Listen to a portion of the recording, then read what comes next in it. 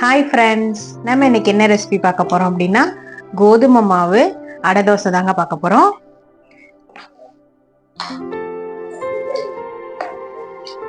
இதுக்கு நான் வெள்ளை சட்னி வச்சிருக்கேன்.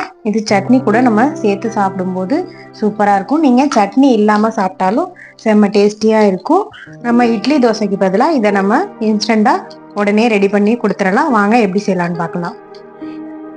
ஒரு பாத்திரத்துல கோதுமை மாவு வீட்டில் அரைச்ச மாவு தாங்க எடுத்து வச்சிருக்கேன். இது ஒரு 2 பேர் சாப்பிட்ற மாதிரி நான் அளவு எடுத்து வச்சிருக்கேன். உங்க வீட்டில் எத்தனை பேருக்கு நீங்க செய்யறீங்களோ அந்த அளவுக்கு நீங்க மாவு எடுத்துக்கோங்க. இதுக்கு தேவையான அளவு சால்ட், உப்பு, வீட்டில் அரைச்ச பச்சரிசி மாவு,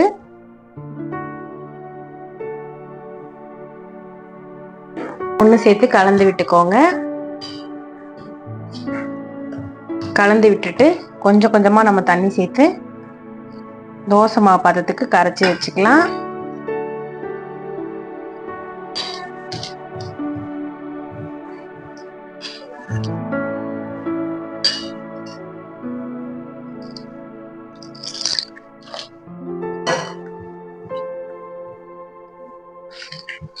மாவை இது மாதிரி கட்டி இல்லாம தோசை மாவு பதத்துக்கு கரைச்சி வச்சுக்கோங்க. ரொம்ப தண்ணியாகவும் இல்லாமல் ரொம்ப கெட்டியாகவும் இல்லாமல் இந்த பதத்துக்கு கரைச்சி வச்சுக்கோங்க. இது ஒரு பக்கம் ஓரமாக இருக்கட்டும்.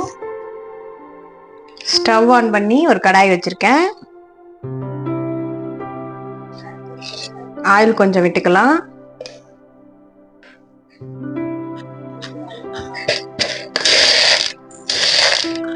ஒரு ஸ்பூன் உளுத்தம்பருப்பு, வெள்ளை உளுத்தம்பருப்பு,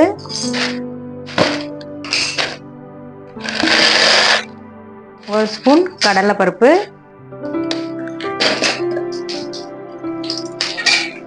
இதை நல்லா பொரிச்சுக்கலாம்.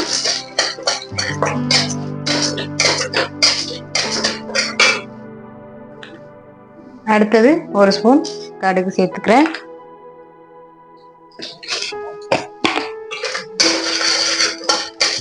கடுகு பொரியட்டும். ஒரு 1/4 ஸ்பூன் ஜீரகம்,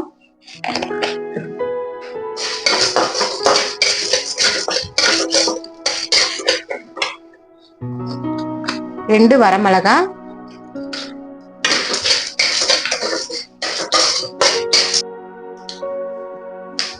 கொஞ்சோண்டு கருவேப்பிலை 2ஆ கிள்ளி வச்சிருக்கேன்.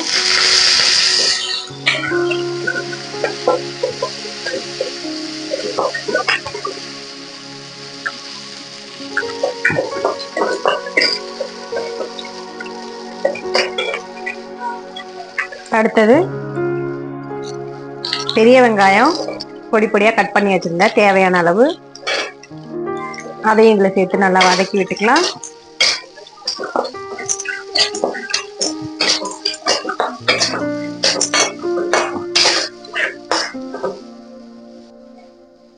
பொடி பொடியா நறுக்கின ஒரு சின்ன சைஸ் தக்காளி,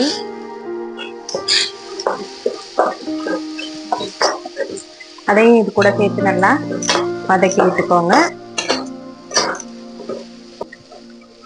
நல்லா தக்காளி வதங்கிடுச்சு. இந்த ஸ்டேஜ்ல நம்ம துருவின கேரட் கொஞ்சம் சேர்க்கிறோம்.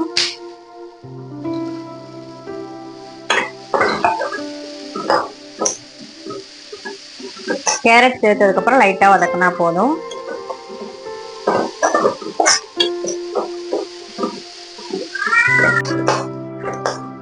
வதக்கி விட்டாச்சு. ஸ்டவ் ஆஃப் பண்ணிடலாம். ஆஃப் பண்ணிட்டு இதை நல்லா கொஞ்சம் நேரம் ஆற விடுங்க. சூடோட நம்ம மாவுல சேர்த்தோம் அப்படின்னா கட்டி கட்டியா இருக்கும். கொஞ்சம் ஆறுனதுக்கு அப்புறம் நம்ம மாவுல சேர்த்து கலந்துக்கலாம். இஞ்சி ஒரு சின்ன துண்டு, ஒரு பச்சை மிளகாய், கொஞ்சம் ஜீரகம் இடிக்கல்ல தட்டி வச்சிருந்தேன், அதை இதுல நம்ம சேர்த்துக்கலாம்.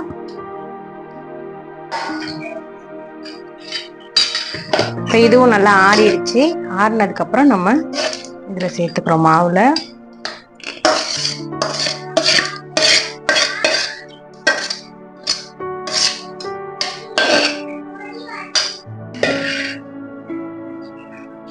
கலந்து நல்லா கலக்கி விட்டுக்கோங்க.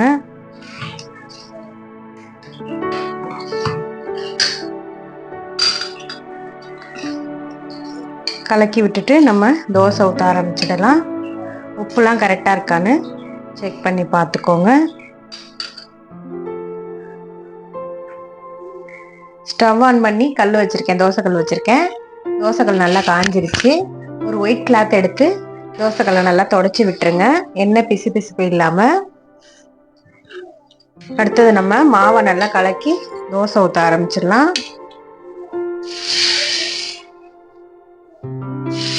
மாதிரி கொஞ்சமாக எடுத்து தடவி விடுங்க.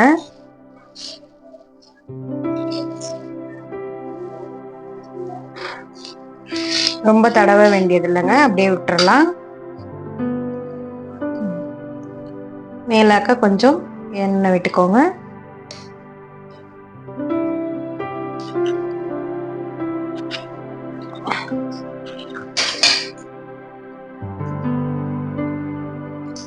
ஒரு பக்கம் வந்ததுக்கு அப்புறம் சைடு எடுத்து விட்டுட்டு பரட்டி போட்டுக்கோங்க.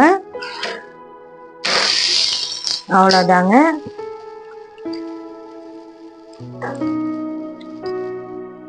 இந்த சைடு வெந்திருக்கும், எடுத்துக்கலாம்.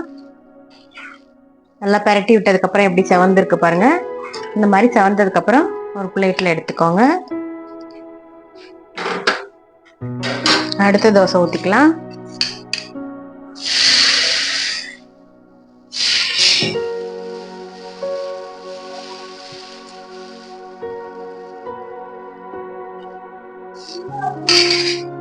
அவ்வளோதாங்க. மேலே எண்ணெய் விட்டு நம்ம பெரட்டி விட்டுக்கலாம்.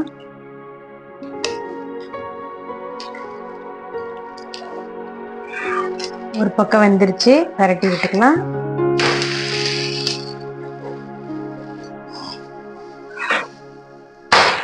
இன்னொரு பக்கமும் நல்லா செவந்து வெந்துருச்சு பாருங்க.